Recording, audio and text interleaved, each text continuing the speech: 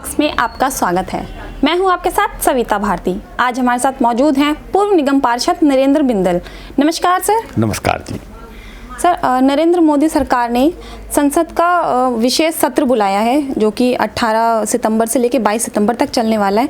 Sir, इसका agenda क्या हो सकता है? क्या इसका एजेंडा ये हो सकता है कि वन नेशन वन इलेक्शन का मुद्दा, इस मुद्दे पर बात की जाए? मुझे लगता है यही होना चाहिए, वन नेशन वन इलेक्शन, क्योंकि देश में चुनाव समय समय पे होते हैं। जब भी सरकार कोई विकास कार्य करना चाहती है तो विरोधी पक्ष, विपक्ष यही आवाज़ उठाता है कि चुनाव की दृष्टि से सरकार ये काम कर रही है।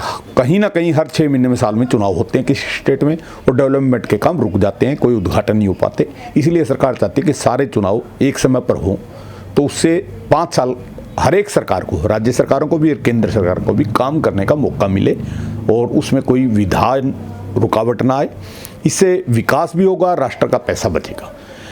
लेकिन जब तक सरकार डिक्लेयर नहीं करे कि किस मुद्दे पर ये विशेष सत्र है और क्या उसमें आएगा, 2 दिन पहले पता चलेगा। हो सकता है शायद सामान्य सिविल कानून का बिल इसमें आ जाए, क्योंकि सामान्य सिविल कानून का भी सरकार की नीति है।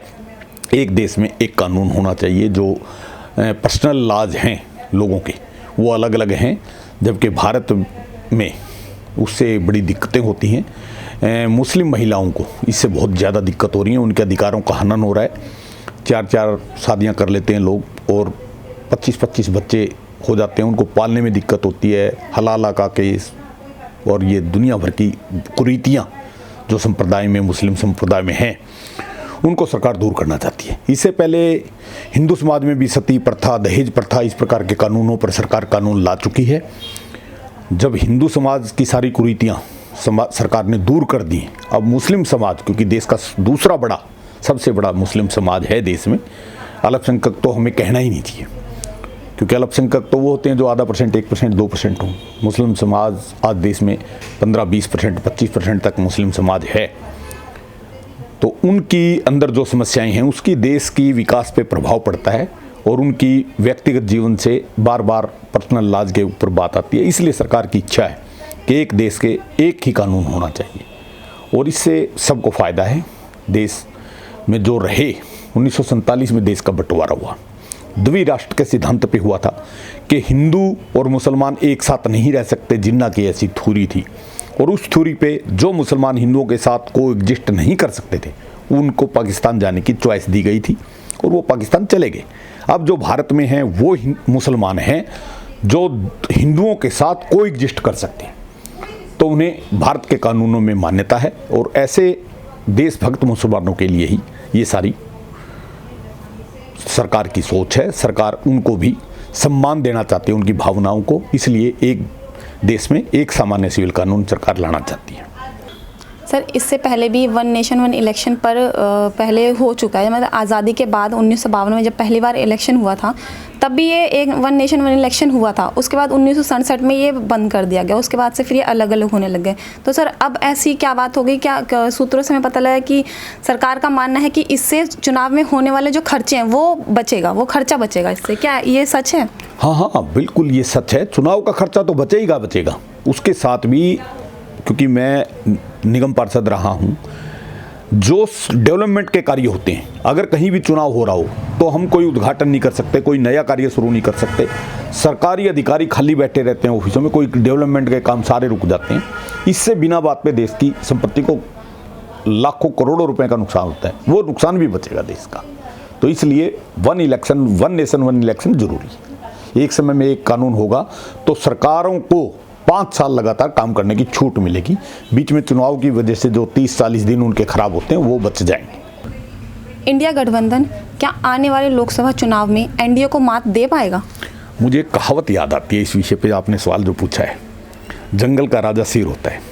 एक बार जंगल में सारे पशु पक्षी दूसरे इकट्ठे हो गए कि शेर कभी किसी को कुछ बोल देता है, किसी को खा जाता है, किसी को धमका देता है, हम उसका मुकाबला नहीं कर पाते। सब ने निर्णय किया कि हमने सारे इकट्ठे हो गए और उन्होंने एक बंदर को राजा बना लिया। और जब किसी ने फिर समस्या आई तो सब बंदर पे गए, क्योंकि बंदर शेर के सामने तो जा नहीं सकता था। बंदर एक टहनी से दूसरी टहनी पे कूदता रहा और उन्होंने कहा भी कोई हल तो नहीं हो रहा। बंदर से कहते देखो भाई, मैं प्रयास तो कर रहा हूँ ना, देखो मैं कितनी उछल कूद कर रहा हूँ। तो वही हाल मुझे इस इंडिया गठबंधन की लग रही है, क्योंकि जब से प्रधानमंत्री नरेंद्र मोदी आए, आप देखिए पूरे देश में कितना विकास हो रहा है। कहीं भी आप जाओ, दिल्ली से, आप दिल्ली में बैठे हैं, दिल्ली से आप किसी रूट पे चले जाइए, जहाँ 7 घंटे 6 घंटे का सफ़र था 2-2.5 घंटे में कवर हो रहा है। आप ट्रेनों में जाइए, ट्रेन में हम रात्रि का जब सफ़र करते थे, कहीं भी जाते थे, सुबह 5 से लेकर 7-8 बजे तक हम अपनी खिड़की नहीं खोल सकते थे ट्रेन की, क्योंकि सारे शौचालय बने होते थे ट्रेन की, रेल की पटरियाँ। आज पटरी की तो छोड़िए, आप रेलवे स्टेशन पे आप 1 घंटा बैठे रहिए, रेलवे स्टेशन पर 5 मिनट आदमी नहीं बैठ सकता था, इतनी बदबू पटरियों से आती थी। आज कोई पटरी पे बदबू नहीं है, कितनी स्वच्छता है। क्या वंदे भारत की लाइन लगी हुई है आज सारे भारत में, कितने वंदे भारत बने हुए पहाड़ों पर। क्योंकि मैं यात्री हूँ, धर्म यात्रा महासंघ का महामंत्री रहा हूँ। मैं 1997 में कैलाश मानसरोवर गया था, 2014 में मैंने आदि कैलाश किया है। 100-150 किलोमीटर पैदल, बॉर्डर तक सड़कें नहीं थी। आज आप कैलाश मानसरोवर अपनी गाड़ी से जा सकते हो, सीधा यहाँ से चलिए, पहले धारचूला के आगे, धारचूला से आगे तवा घाट तक सड़क थी, आज गुंजी, काला पानी और नवी डांग और ऊपर पूरा बॉर्डर तक, चीन के बॉर्डर से हमारी सड़क जा रही है। तो कितना विकास मोदी जी ने किया है, इनको समझ नहीं आ रहा। किसी भी तीर्थ पे आप देखिए, आज काशी कॉरिडोर, ये अपना महाकाल लोक, अयोध्या की जो डेवलपमेंट चल रही है, अब द्वारका की शुरू हो गई है, मथुरा की चल रही है। कितना विकास चारों तरफ, कितना पर्यटन बढ़ा है, कितनी आमदनी बढ़ी है, कितने लोगों को रोजगार मिला है। तो दिख नहीं रहा इनको, विपक्षियों को, ये उससे घबराए हुए हैं। और इसी प्रकार कल मैंने अभी टीवी पे सुना था, स्टालिन का बेटा उदयनिधि बयान देता है कि हिंदू धर्म तो डेंगू और मलेरिया है, इसका मुकाबला नहीं करना, इसको तो ख़त्म करना है, इसकी आलोचना से काम नहीं चलेगा। सनातन ना तो कभी ख़त्म हुआ है और ना ख़त्म होगा। आज से नहीं है सनातन, लाखों करोड़ों सालों से सनातन धर्म हमारा चल रहा है। और ये जो मक्का तक है, उसको भी मक्केश्वर महादेव, मैंने अभी सुना है, वो भी मक्केश्वर महादेव है। कोई 1400 साल 1500 साल पहले इस्लाम आया, 2100-2200 साल पहले ईसाइयत आई, उससे पहले क्या था कोई मुझे बताए। केवल सनातन था। सनातन को मिटाने वाले खुद मिट जाएंगे, सनातन नहीं मिटेगा।